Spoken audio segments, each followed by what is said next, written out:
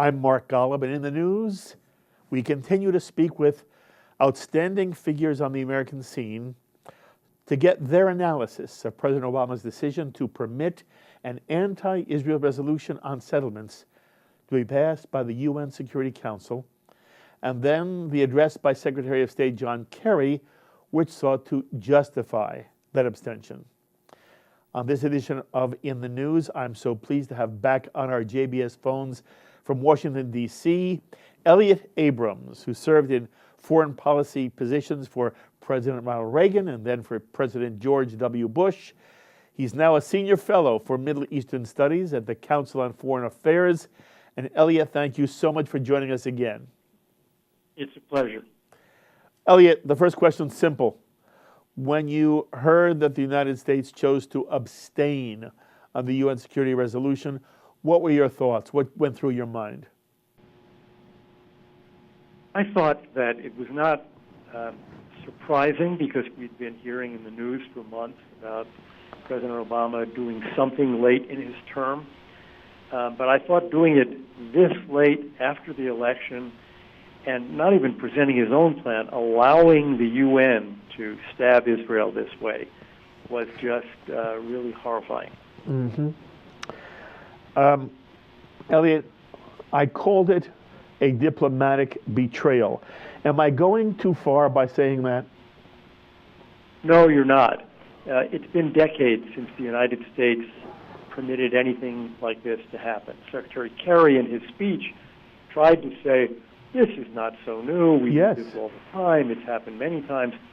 But even he had to reach back to the Carter administration to find a precedent for this kind of betrayal. And, of course, the Carter administration was famously unsympathetic to Israel. So I think betrayal is exactly the right word. What I fear is that this will embolden Palestinians' intransigence and will also cast Israel in a very bad light among countries that already are in some way anti-Israel or are dealing with anti-Semitism, especially in Western Europe. What do you feel the consequences of the resolution will be?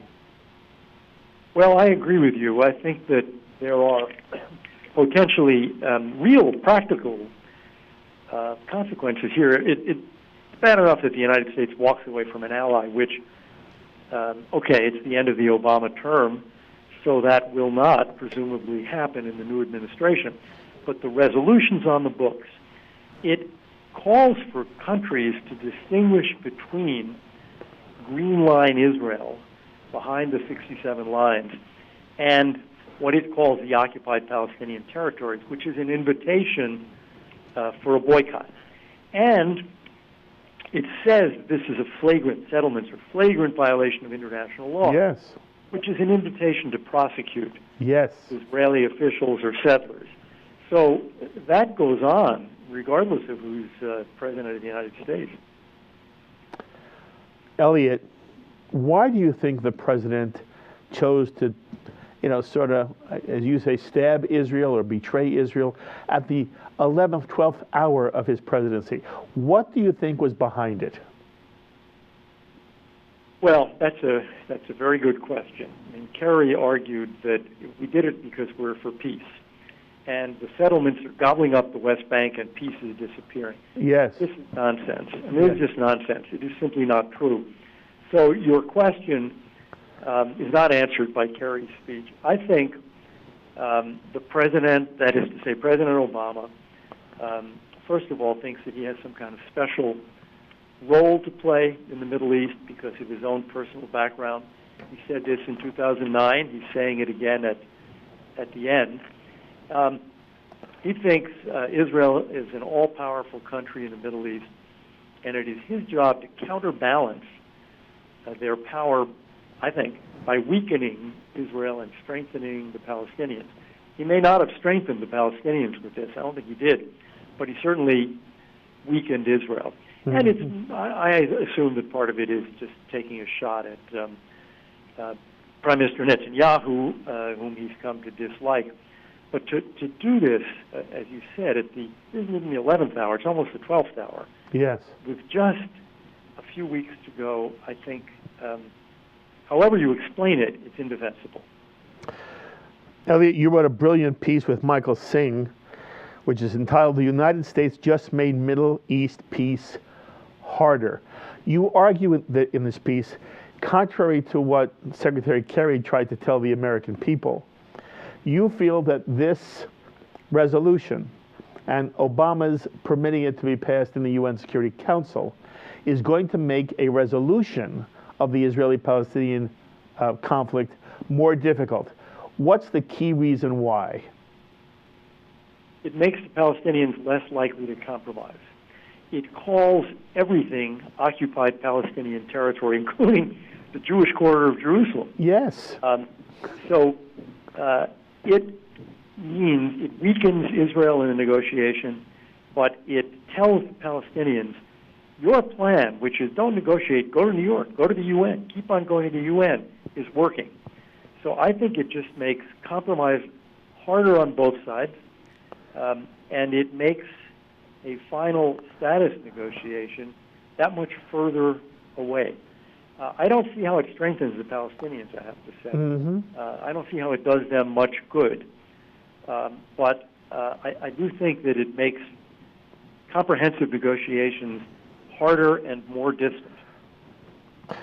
Elliott, you have been part of this difficult quagmire really for years and years and years. You wrote this wonderful book that chronicles the way in which you came into office with the Bush administration after Clinton had tempted the Camp David peace accords with Ehud Barak and Yasser Arafat. You write how angry Clinton was at Arafat. And then you've lived it. You've lived it with President Bush, and you've lived it throughout your entire diplomatic career. If someone says to Elliott Abrams, Elliott, what's the real reason there's no two-state solution and no peace between the Israelis and Palestinians, what's your answer? My answer is that the Arabs, certainly the Palestinian leadership, has still not reconciled itself to the existence permanently of a Jewish state in the middle of the Middle East. Some Arabs have, some Arab leaders have, some Palestinians have, but the Palestinian leadership has really not reconciled itself and not been willing to say the truth to the Palestinian people, that Israel, the Jewish state, is there to stay, and therefore they're going to have to make compromises in the negotiation. Until they're ready to admit that to themselves and say it to the Palestinian people, there isn't going to be peace. Okay. It seems to me, Elliott, and look, you're much more sophisticated. I'm just a lay person, an American Jew who watches this from afar. But I say to myself, what Elliott Abrams describes is so patently obvious. Why is it that the Obama administration, that Barack Obama, John Kerry, and others who lean left, and they say they mean well for Israel, but they don't see what you just said? How could it be that the State Department and an American administration wouldn't understand it exactly as you've just described it? Well, partly they're hearing a different story from some Arab leaders, from the Palestinian leadership. They're hearing it from many people in the State Department, people in former administrations, that it's all about the settlements. And I think you'd have to say this administration, Obama administration, has been kind of obsessive about the question of settlements. But it's also just it's kind of George Bush used to have this phrase, the soft bigotry of low expectations. It's also been an unwillingness to say to the Palestinians, grow up, take responsibility, stop relying on victimhood, and do what, in effect, the Zionists did a century ago. Take control of your fate and make some hard decisions. Mm-hmm. Mm-hmm. People have instead been willing to treat the Palestinians, in essence, as if they were unable to make decisions and unable to do anything. So they get away, for example, with the continuing anti-Semitism and glorification terrorism without any penalty being imposed. And, we see this now. I mean, we see in the reaction, even from some parts of the Jewish community in the United States, a defense of what the Obama administration did, a defense of the Kerry speech by people who I think are unwilling to place on the Palestinians what is actually a fair burden, not an unfair one. Yes. I want to pose to you what those on the other side would say. The supporters of Kerry and Obama argue Israel and the Netanyahu government, which Kerry, as you know, called the most right-wing in Israeli history. They argue that the government really doesn't want a two-state solution. They quote Naftali Bennett, head of the Jewish Home Party and the head of the settler movement, as saying the two-state solution is over and dead, especially with the election of Donald Trump. And they argue that Netanyahu has been building settlements beyond Area C for years, and the only way the two-state solution remains an option is for Israel to cease all settlement construction everywhere, even in East Jerusalem, and that's a real obstacle to Israel remaining a Jewish and democratic state in a two-state solution. What would you say to that argument? Well, the argument is wrong. First of all, the Arabs and the Palestinians refused to make peace with Israel prior to 1967 when there wasn't one single settlement because they had no control of the West Bank, Gaza, or the Golan, or of East Jerusalem. Secondly, even with the settlements, Israel removed all of its settlements from Sinai when it made a peace deal with Egypt, and it removed all of its settlements from Gaza. And that didn't produce peace with the Palestinians when the settlements came out of Gaza, but that did prove Israel is able to remove settlements. Thirdly, even with the settlements, Israel made two major peace offers, Barak at Camp David, Olmert after the Annapolis Conference, both of which were rejected by the Palestinians. And finally, if you actually look at the map of the West Bank, it is simply not true that it is being gobbled up by this extraordinary, massive expansion of settlements. Settlement population is growing about 4% a year, which is a little bit higher than the average Israeli growth, which is about 2%. But it's not surprising because these are younger and more religious families. Growing at a little bit more than natural growth rate is not a massive expansion, and that's of population, not of territory. The number of new settlements that are being produced now is small. So the so-called peace map or Google Earth map of the West Bank is not changing in the way that Secretary Kerry suggested. You can try to blame the failure to achieve peace on Israel, but it just doesn't work. It is historically just completely at variance with the facts. Okay. I want you to know, Elliott, you are quoted often by people who come on JBS, and the quote that we hear is that Elliott Abrams, a number of years ago, wrote a critique and published a critique, I don't remember which publication you wrote in which you did show how much Israeli settlement was going on beyond Area C, beyond the area that people assume would become part of Israel in a two-state solution, and that recently you wrote another piece in which you were critical of Israel for extensive new settlement growth and settlement building. Elliott, to what extent are you quoted accurately?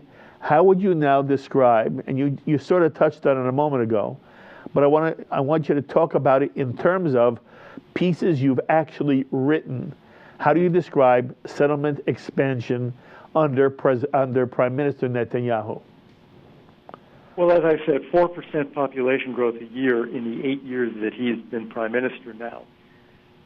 I would call moderate growth. It's not because a lot of people are moving from Green Line Israel into those settlements, particularly the ones beyond the security barrier. It's mostly natural growth of families.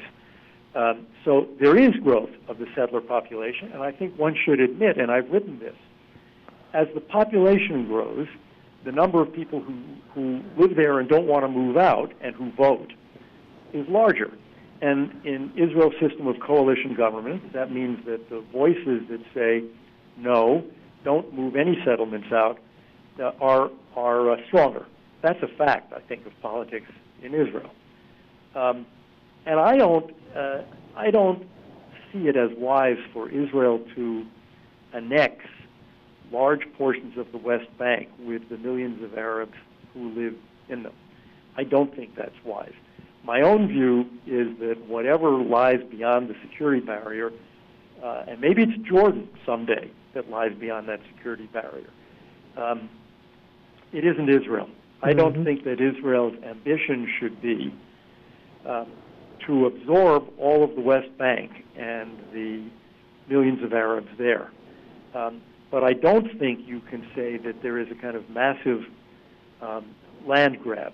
There is a moderate, steady expansion of the settler population, and it's going to continue until there is a final agreement that defines what the borders are. And if those are beyond the borders of Israel, those people will either leave or they'll be, though this is really not sensible, resident aliens in either Jordan or Palestine. So I don't think that's very sensible.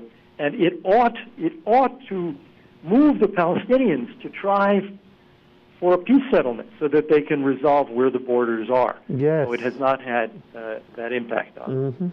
But I would say what I've written, and I think it comports to the facts, is there is a steady expansion of the settler population, but it's moderate, and it is not much more than the natural growth rate in Israel. And it is mostly the birth of children, not massive movement, significant movement from Green Line Israel into the settlement. Okay, but clarify this for me. Is the 4% expansion you're talking about, or growth, is it beyond the settlement blocks in Area C, and is it an attempt, from your view, of Israel and the Israeli government trying to take more and more West Bank territory than Israel has now? I don't believe that. I don't believe that. I think that you have, the 4% is for all of the settlements, meaning the major blocks and the smaller ones.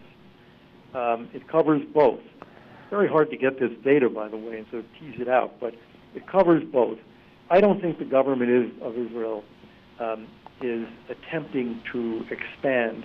In fact, I think if you look at the 8 Netanyahu years, and remember, he did a 10-month freeze, not that he got any credit for it, but I think if you look at it, the pattern that seems to emerge is trying to increase the population in Jerusalem and the major blocks, which will remain with Israel, but constraining the growth of settlements beyond that security barrier. There is a reason the settlers aren't in love with Netanyahu. There's a reason the settlers support Bennett more than Netanyahu. It's because the Netanyahu government for 8 years has, in fact, been constraining settlement expansion beyond the security barrier. Yeah. Do you know, have you had any experience with Naftali Bennett? Sure. So what's your sense of him, and do his positions, which again, since Donald Trump's election, he's saying the two-state solution is over, and he obviously believes that in some way Judea, Samaria should become part of Israel proper, and he seems to be suggesting that Israel will give the Palestinians living on the West Bank some kind of status, but not citizenship. How do you react to his position? Does he in any way concern you within the Israeli government? Well, look, it's a democracy, and he's a highly intelligent person. He's certainly entitled to his views, and there are many Israelis who believe that, for example, they should annex Area C because it actually only has about 100,000 Palestinians in it. I think it's Bennett who has said Israel, 8.5 million people now, can absorb 100,000 more Arab citizens if it could take and keep all of that land. I don't myself think that that's practical. I can't see that working out in the end. But it's a debate. It's a debate that Israelis are having. It's the right debate for them to have because they have such enormous security problems, and because the Palestinians keep saying no to an agreement. Yes. All right, I can't have you on, Elliott, without talking one moment about what the future is going to be for the U.S.-Israeli relationship now with a new administration, with Donald Trump becoming president. You were very candid when you spoke to me during the election process. You were not comfortable with Trump. You weren't going to vote for Trump. You weren't going to vote for Clinton either. But Donald Trump is about to become the 45th president of the United States. He says he's going to move the embassy to Jerusalem, from Tel Aviv to Jerusalem. Number one, how do you feel about that as a symbolic gesture?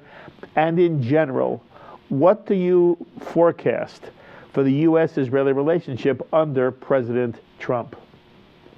Oh, I'm really very optimistic. I think that Donald Trump has shown since the election, that is not for political reasons, because the election's over, that Israel has a special place in his heart. And he keeps saying it in tweets, and I think if you look at the people he's appointed so far, and I'm thinking particularly of David Friedman as ambassador, he's picked somebody who's a real Zionist, who has a lifelong association with Israel, has a home in Israel. I think that relations are going to improve. It's partly just that the terrible chemistry between Obama and Netanyahu is over, and we start fresh. But it's also that I think the Trump administration really, and Trump himself, has an appreciation for the role of Israel as an American ally that fights for itself, that defends itself, that is a way for the United States to have a stronger presence in the Middle East. So I am really looking forward quite optimistically to U.S.-Israel relations in the Trump administration. That's very nice. And what about moving the embassy specifically? There's some who say... I think that something's going to happen. I mean, moving the embassy is a kind of general term. What does it mean? Does it mean building a new embassy? Does it mean making the consulate general in Jerusalem the embassy?